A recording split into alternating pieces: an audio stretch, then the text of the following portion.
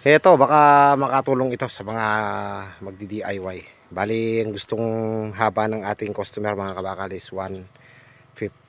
Pero pang 6 seaters lamang ito. Ayan, bali, ang sukat kasi ng tiles natin mga kabakal is 61 by 120. Ngayon kung gagamitin natin 4x4 is magiging 140 lamang siya. Kaya ang ginamit ko dito, ayan, dito sa pinaka ano niya, dulo-dulo niya is 2x6.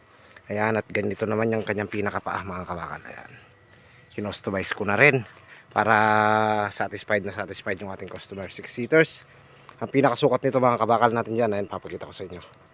Ayan, ang pinakasukat nito 80. Tapos ang pinakahaba naman niya ay 150. At sa pinakaloob naman niya mga kabakal natin dyan, yan, nakikita nyo, 120.3.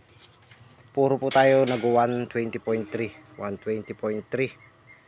Ayan mga kabakal. Sa training naman niya mga kabakal, 2x2, 1x2. Ayan, para matibay, para solid na solid quality.